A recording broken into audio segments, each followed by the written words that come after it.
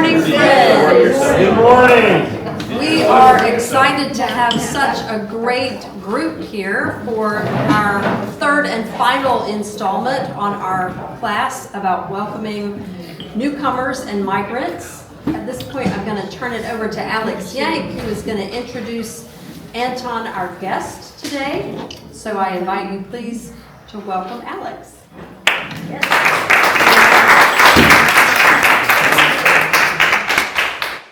Good morning, everybody. Thank you so much for being here today. This series has been just absolutely a delight for me to do. I hope it shows that this is a topic I care a lot about, and so it's been really meaningful for me to share that with you and share some of the ideas about how we are called to sort of show up in this moment. So today, for the final sort of installment of this series, we're going to talk more about the sort of experience of non-refugee newcomers in this moment. Obviously, there have been, again, as in every session, drastic policy changes that sound. When we talk about policy, it's up here, but it has real impacts in human lives and how we can walk alongside people. And so we're going to spend a little time with that today. And I wanted to offer a point of clarification from last week, because I feel like when I talked about the refugee funding changes, it made it seem as if there is sort of no more funding to help refugees in any capacity, and that is misleading. While we are not resettling any new refugees right now, most of our funding streams that are used to offer sort of extended services up to 5 years are existing now, but will be in jeopardy over the next 4 years. But that doesn't mean there's not anything that we can do, because there are folks who have been here since January who didn't get the sort of full suite of supportive services that they would usually get, and folks that need accompaniment on the longer walk of welcome. Because like I said, pathways to sort of self-sufficiency aren't linear. It's not a straight vector. And so lots of folks need a little additional accompaniment on the way. I wanted to offer up this image today, and then we'll open with prayer, and then I'll introduce Anton, and Anton will speak for a while. This image has just been really important to me this year. My work wife gifted me a print of this art for Christmas, and for those who aren't sort of familiar with what that image represents, that is an example of the border wall. And this is essentially exactly the border wall that I encountered when going to El Paso, Texas in 2023, which is obviously one of the major crossing points for folks seeking safety in the United States. But I think it's so striking to look at the sort of ominous barrier we have erected, and to think about what it means to prepare him room in spite of these sort of man-made barriers that also don't work. Right? No sort of border wall that we've constructed or razor wire on a buoy has stopped people from seeking safety. And so after a certain point, it feels like the decision is just meant to mete out maximum cruelty, because we know it's not actually stopping the flow of traffic. It's just making it more dangerous. And so this image has become really striking to me, and I keep it next to my computer, and I feel like it's a really helpful reminder of what it is I'm trying to do. I've printed out copies of the prayer on some of the tables. Sorry, Lane, I left you without because I didn't know you were going to sit there. But there should be some copies you may need to share with a neighbor, but I'm also going to put it here. And so if we can just take a moment and pray together.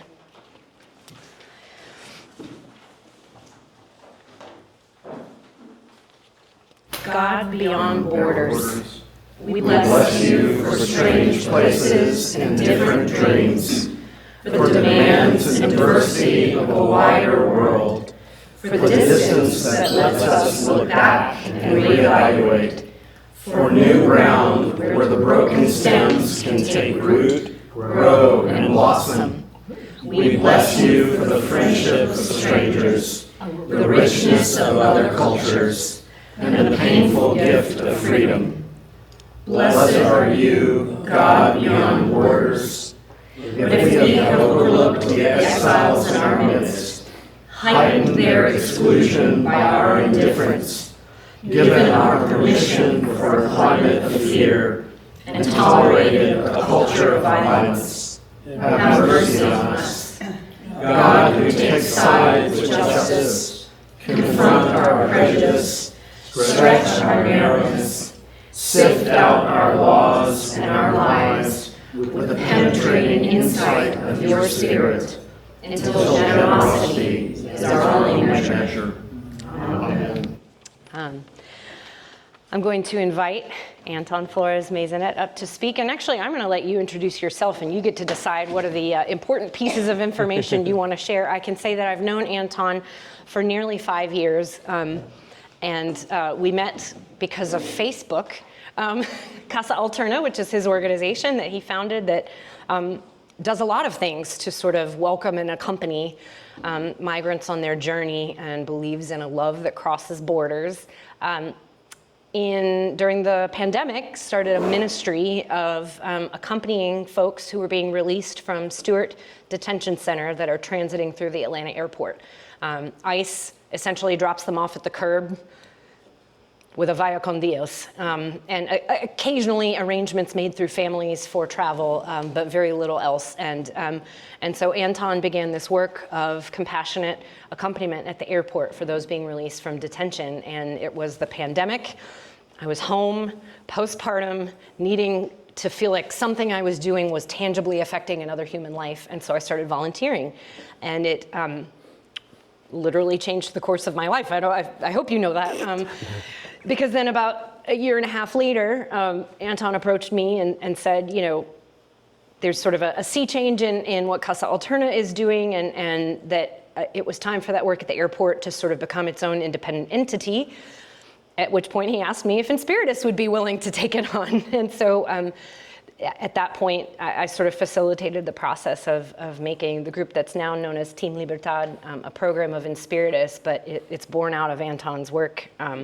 And so we now get to work together a lot and talk a lot, and I respect his approach to this work of accompaniment and presence more than words can even say. So, take it away.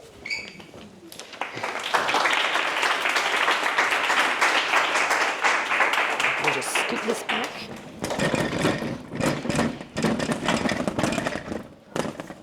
If I project, can you hear me, or do I need the microphone? Okay, good, great. And I know that time is a precious commodity, and today is Mother's Day, and there is someone who has mothered my 26-year-old son that I want to spend some quality time with as well.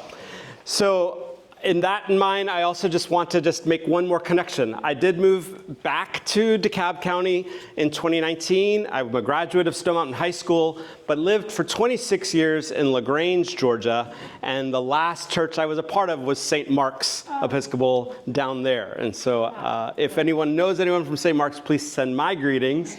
And if I see them, I'll be sure to let them know that I was here. Also, I'm longtime friends with someone who used to be on staff here, Nicole Lambelet. So, and so I know they're up in Virginia.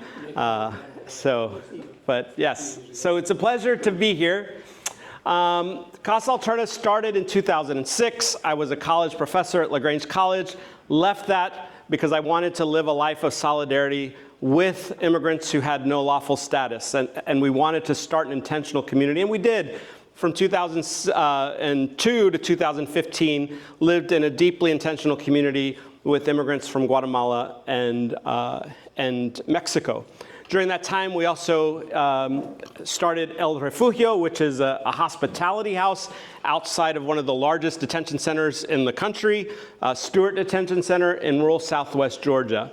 And then came here, and then you heard that during the pandemic, this new work emerged. And now at the Atlanta Friends meeting, where I am in year 6 of a 2-year residency, my wife and I went to the Quaker Meeting House to discern. And as Quakers say, way opened, and so the discernment was mutual, and they have invited us to just continue on open-ended because we've been utilizing their meeting house as a place of hospitality for vulnerable immigrants. We're approaching our 600th guest since 2020 from over 50 countries. And then in 2022, when we saw a wave, or I should say a tsunami, of mostly Venezuelan asylum seekers that were coming, we partnered with Atlanta Mennonite Church, and I actually asked Nicole if you all had a house, and she said, well, we until recently did. And so we're renting a house from Atlanta Mennonite Church. It's a 7-bedroom house since 2022, and that's for longer term, so like minimum of 6 months. We currently have 3 families in that house that are there as well. So all of that work has caused me to look at the question of immigration through a deeply theological lens, but also I have kind of a nice, simple way to spell this out that I think might be recapping what you got the last 2 weeks. But I like the way I put it in simple things.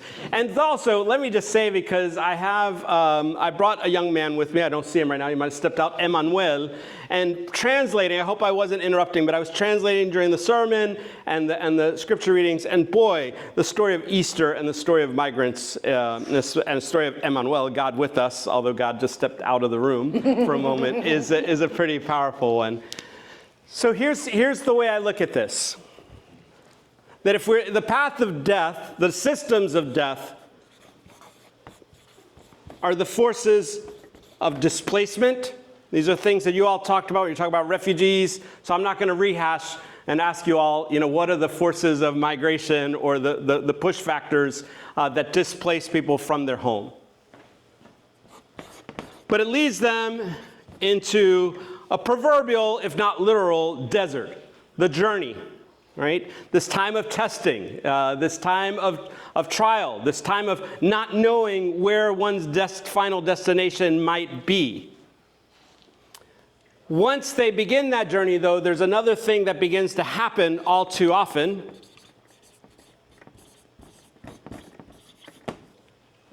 And that's the process of dehumanization.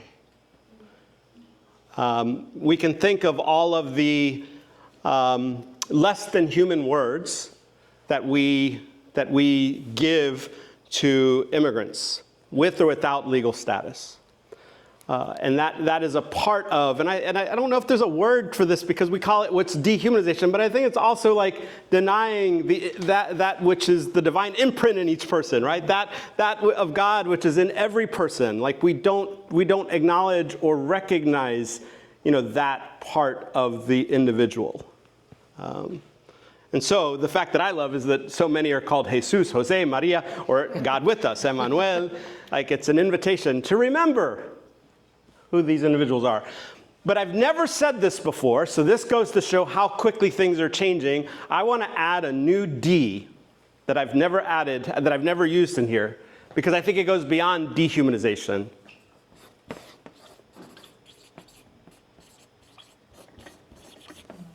And it's the demonization of the immigrant. See, dehumanization says they're less than human. So what dehumanization has always done is that it's allowed us to exploit the migrant. In LaGrange, some of that exploitation was that I saw was in wage theft. Some of that was in the fact that they didn't have access to traditional banks. And so they might have 5 or 6 people living in a house together just because they were making $10 an hour. And so this is the economics of how it works. And because remittances, the money they send home, is the largest revenue stream for almost every country in Latin America, right? So they might have a significant amount of money in their home. And so we had this rash of armed home invasions that was not being publicized in our small local newspaper. And again, this is a smaller town of 30,000. But it was disproportionately targeting immigrant homes. And those immigrants were afraid to report their victimization to the police because they're afraid of any encounter with law enforcement and how it might impact their own ability to remain in the United States. And so that fear of even engaging for their own safety can put them in a more precarious situation. Never mind the fact that if I don't have a bank and I get paid, underpaid, or don't get paid, and then I have to take my check to a check cashing place, and they're going to take a cut. I mean, here's my saying for the poor in general in the United States: it's very expensive to be poor in America. And the immigrants are not excluded from that reality.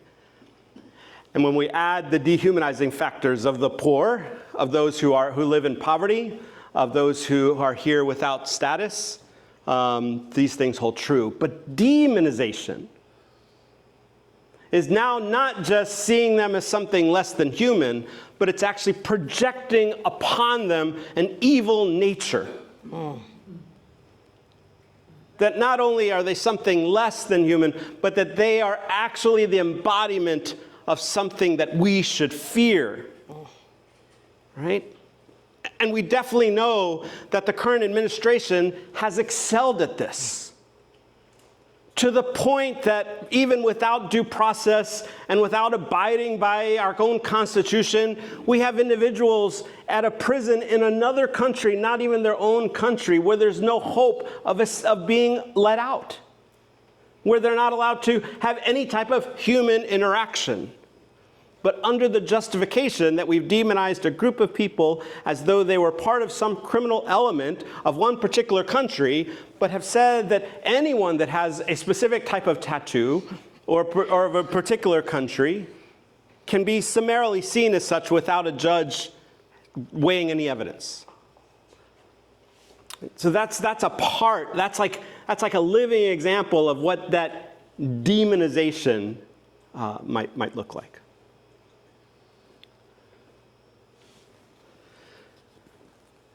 So as I said, in 2021, 2022, we began to see this, and I call it a tsunami of asylum seekers, especially from, but not exclusively from, the country of Venezuela.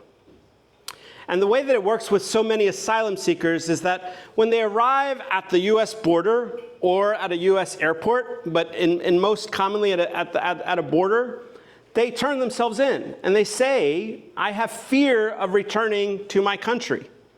And so they are seeking asylum. They pass what's called a credible fear interview, and then a legal process begins.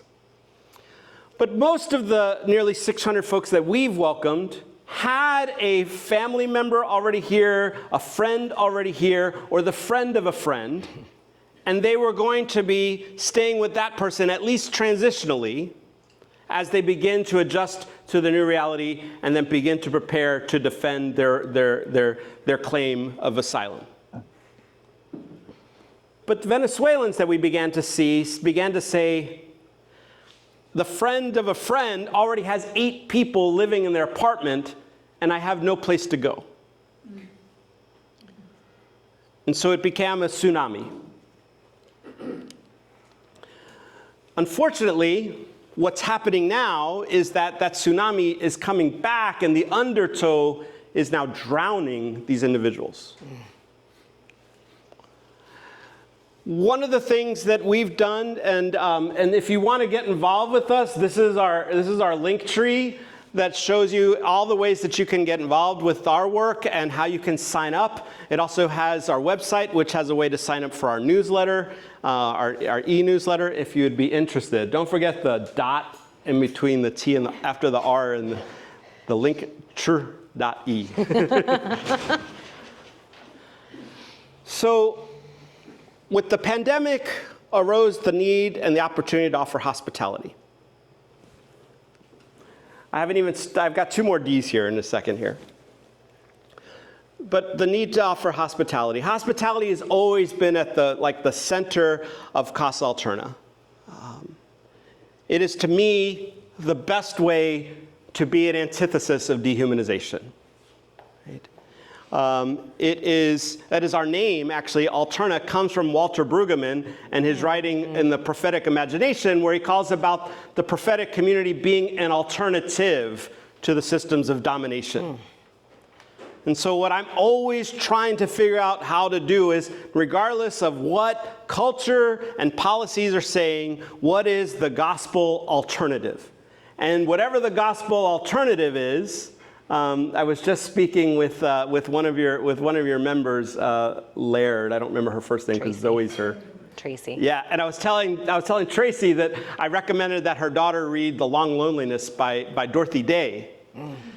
Because it's that type of witness of the Catholic workers that I've always been fascinated by. It's like, how can we do small acts of great love? And so whenever the situations around us seem overwhelming, and I think for many of us right now, we feel overwhelmed. The invitation for me has always been, what is my small embodiment of love?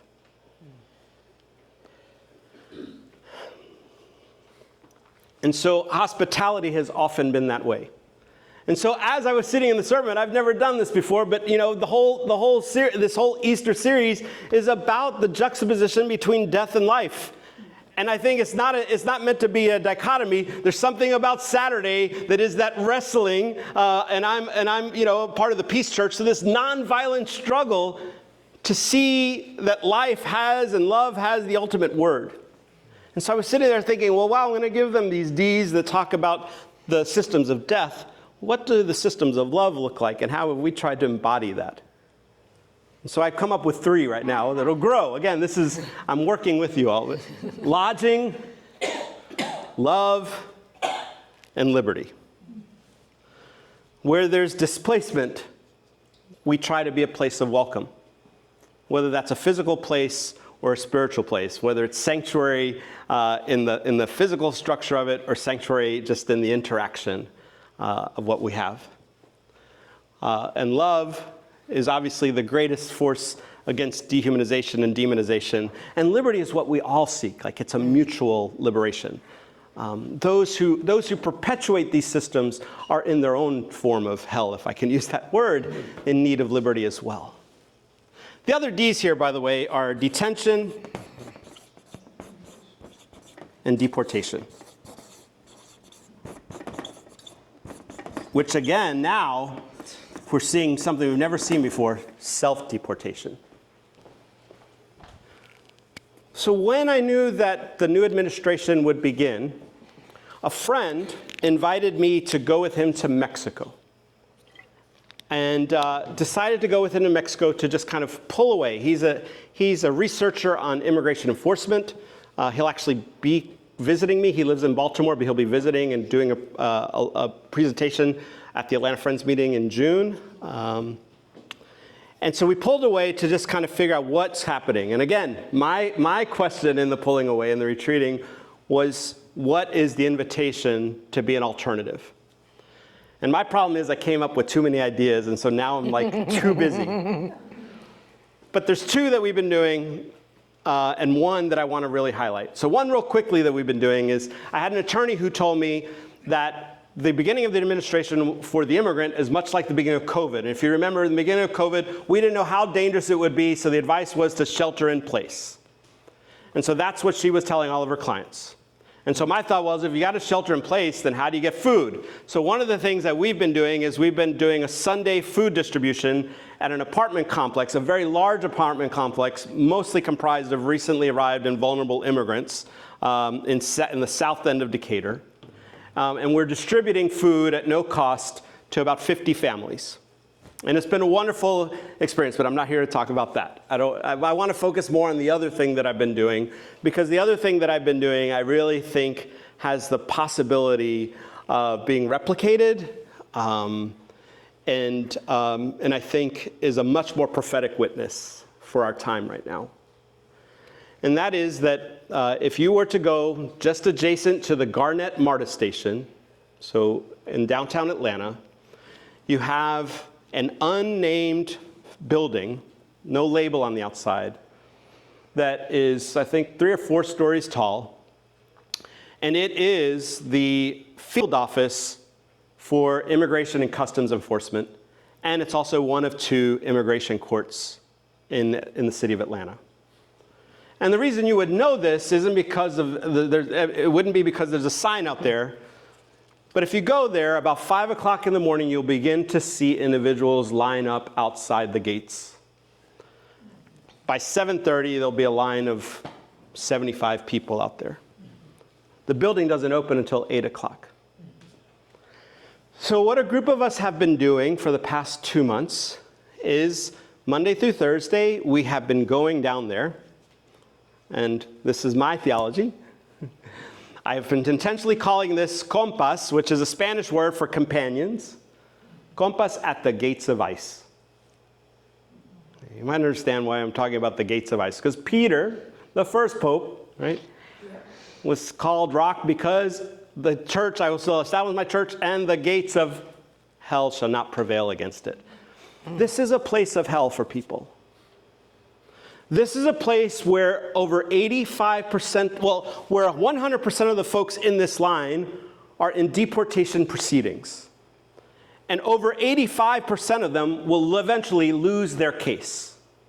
And most of them will do so without an attorney because there is no such thing as a public defender in our immigration system. That whole movie thing that we see about the right to remain silent and we can't afford an attorney doesn't apply in immigration court proceedings.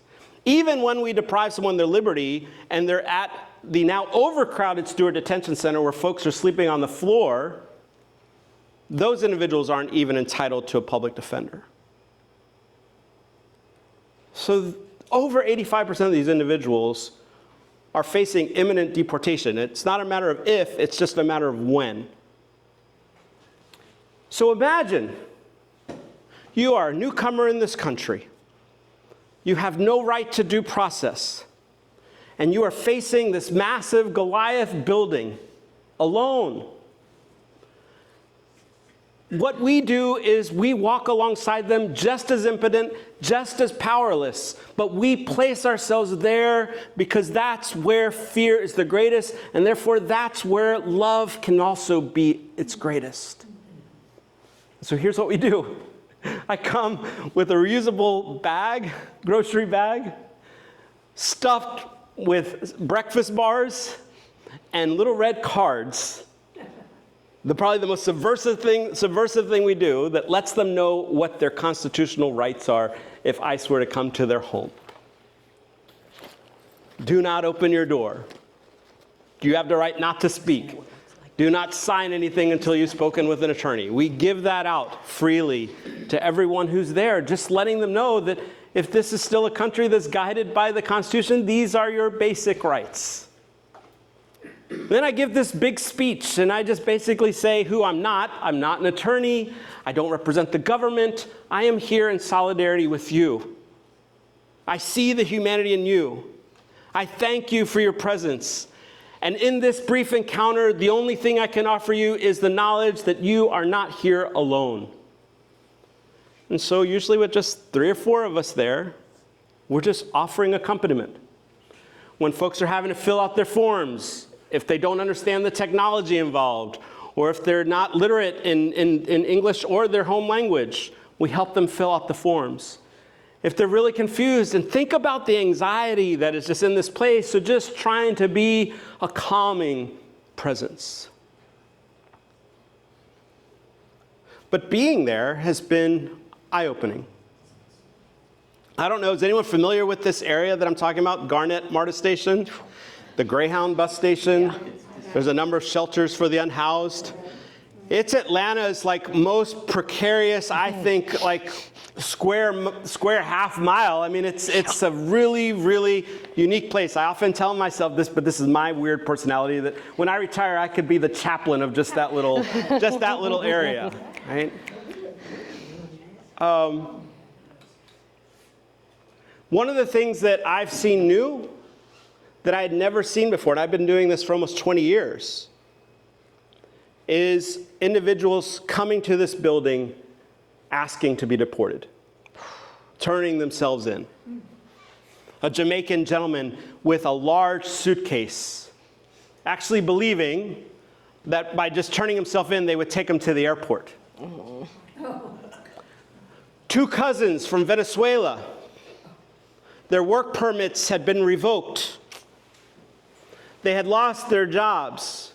Their wives and children were back in Venezuela. They couldn't make ends meet here any longer, much less care for their families back home through remittances.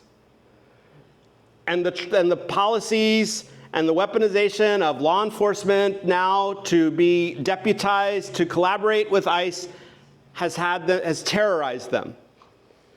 And so they approached me. They were the first ones to approach me and say, can you help us get deported? And I'm like, that's not the systems I want to work in. But they had no choice. We don't have diplomatic ties with Venezuela. So we couldn't find a consulate to get them their passports to let them return home in dignity. Now these Venezuelans who came in a tsunami believing that the Biden administration is saying come and you can have asylum are now getting drowned because they can't leave even if they want to, unless they go through this detention and deportation system. The young man who's with me today wouldn't mind me sharing this. He carries with him one tattoo with his child's name that happens to have a crown on it. And that crown has been marked as one of the indicators of someone being a part of Tren de Aragua. And so he's got temporary protective status. He has a work permit. He was working when he went into a restaurant to pick up the food that he was going to deliver and had an encounter with ICE there and spent nearly 2 months in detention, only to be released because a human rights attorney with the National Lawyers Guild was able to fight to get him out. But now his family has fled from the East Coast. His wife and child, his pregnant wife and child, have fled to the West Coast, and he's here. And now she's saying, don't come here because there's no housing, there's no employment. And so they're thinking about meeting in the Midwest. He's living a hell. So we offer lodging, we offer love in hopes that all of us can find liberty. I'll pause there and see if there's any questions, comments, anything you want me to clarify. Yes, and tell me your name. Sabra? Sabra. Okay. I'm a retired public school teacher. My wife's a public school teacher. And at one point in my career, I was teaching ESOL, which is English as a Second Language. And I've been reading about everything that's going on in the public schools and the federal government. What is the status of ESOL in the public school? Yeah, good question. I wish my wife were here to answer that because she could answer it much better than I am. I'm not in education, but obviously rollbacks are happening everywhere. You know, the Trump administration wants to do away with birthright citizenship. So I am sure it will only be a matter of time. I mean, and of course they're wanting to dismantle education, the Department of Education. So I'm sure it will only be a matter of time before they begin talking about making cuts to services for immigrant children, of which ESOL would be one of the biggest ones. My wife teaches at she's actually the school counselor now at the International Community School, and so I have not heard anything, but I'm sure if something happens, I'll be one of the first to hear of it because her school has children who speak over 30 different home languages. I was a special ed teacher, which was funded by the federal government, so I wonder what's going to happen to all those special ed children that were in there. There were lots of schools that were seeing children not show up, and that was because, and did y'all talk about the safe, secured locations? So the Trump administration did away with the policy saying that hospitals, places of worship, schools were all secure locations, meaning that they would not do ICE enforcements and courtrooms. They would not do ICE enforcement, and Trump did away with that. And so there has been fear within immigrant communities, like could ICE come to a school? And so, so there's been lots of different talks going on, but in terms of just your policy about ESOL, I have not heard of anything. I can also say, one of the things that is happening, so with officially naming English as the official language of the United States, that can create pathways that justify no longer providing ESOL because we have one centralized language. The other thing that we're seeing not in Georgia yet, but in states like Tennessee, attempted to pass through state legislature a policy that allowed schools to deny enrollment to children based on their immigration status, which was long and upheld federal statute, I think it's Plyler v. Doe, that was passed in 1990 or 1991, that enshrined the right of all children, no matter their immigration status, to enroll in school. And individual states are now seeking to dismantle that, I think, as a pathway to dismantle the federal statute. And so that was in Tennessee this legislative session. I think a similar bill was launched in Alabama and did not succeed. I like to think that it would not happen in Georgia, but I think there are real pathways that are seeking to deny even enrollment to kids based on their immigration status. Sorry, thanks. Yeah. Right here, and then. So I would just have another suggestion if you're looking for something on the L line, listening. Thank you. Good one, Sarah. Don't worry, this will become a new part of my presentation.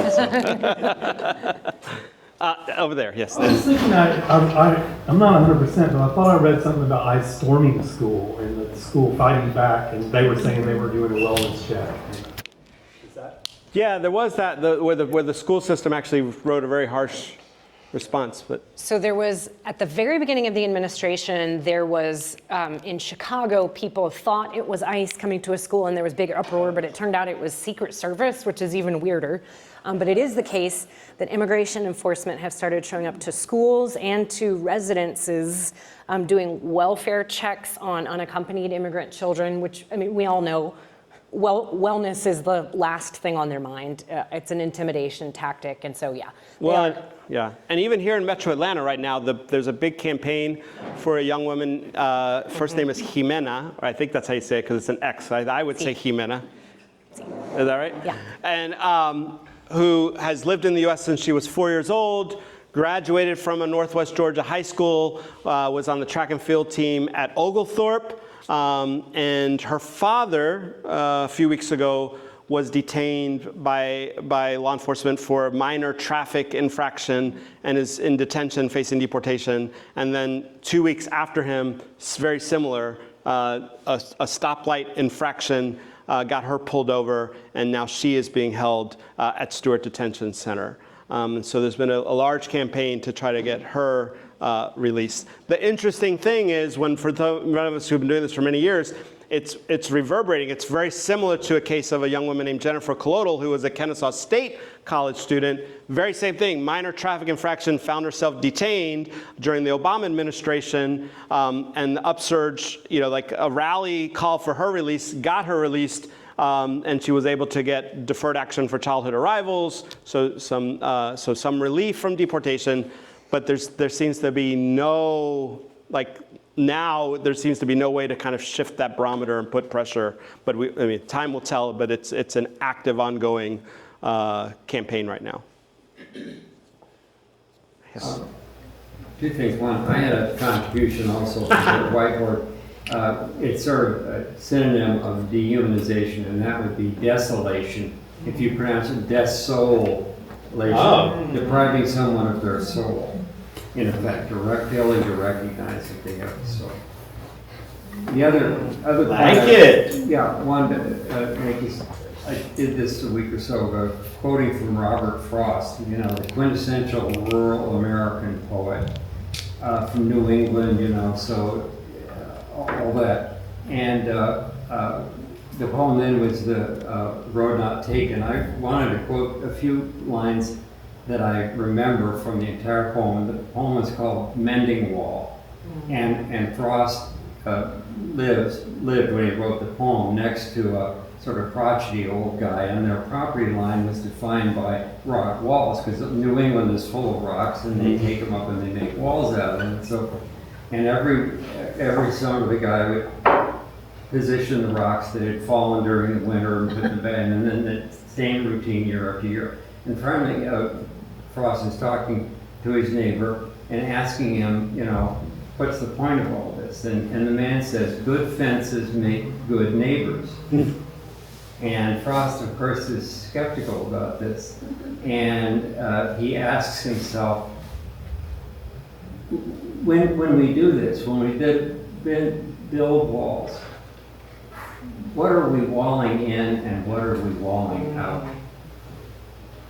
And I think that's the poem for our time. Great, thank you. I think I'll close with one piggyback story by David Wilcox, who's a North Carolinian folk singer. But he has this story, and I'll have to poorly paraphrase it. But these two neighbors are at odds with each other about a cat that keeps going onto the other property, but no one wants to claim the cat. And so the contention arises and rises, and finally, like, one neighbor is so upset. But this carpenter comes into town, kind of just wandering through the town and looking for work. And the guy's like, I've got work for you. He said, you see that creek there? My neighbor calls it a stream, but I want you to build a wall. I want you to build a fence. I want you to go into town, get the lumber that you need, and build a fence. Or actually, he goes into town and gets the lumber and builds and says, I want you to build a fence out of this. So he's like, so he leaves them with all the supplies to build the fence, to finally have it over with, with this contention with his neighbor. And he's got to go back into town to go get some more supplies. And when he comes back, the carpenter, right, you got the symbolism here, the carpenter has finished building, but instead of building a wall, has built a bridge over that stream. And the neighbor coming out comes and was right over the bridge and gives his handshake to the guy, and he's like, I knew that cat wasn't yours, and all this type of stuff. And so they reconcile in the story, and the carpenter says, well, I'm going to be on my way. And he's like, wait, I've got more work that you can do. And the carpenter says, no, I think my work here is done. So yes. So thank you. Juxtapose that with Robert Frost. So.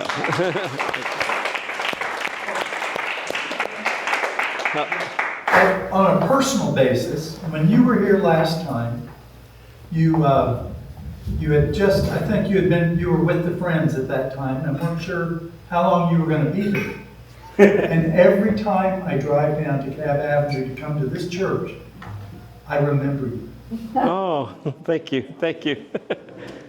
Yeah, well, yeah, went there to discern. And again, the sermon happened in very mysterious ways. So, yes. Anton, on behalf of Church of the Epiphany and the folks who are here today, I want to thank you so much for sharing your time with us and for your ministry with our siblings, for the welcome that you offer them. I imagine that this is just a seed that is being planted in this community, and so I hope there will be opportunities for what we've been talking about in our time together will grow and flourish, and so we'd love to continue a relationship with you and the work that you're doing, and to do our own discernment about the small acts of love that we can do for our siblings. But thank you both. Alix, thank you so much for organizing this, for bringing us together these 3 weeks, and for helping to initiate these conversations, which I think will just be so important and transformational going forward. So thank you both for your time and for your ministry. Thank you.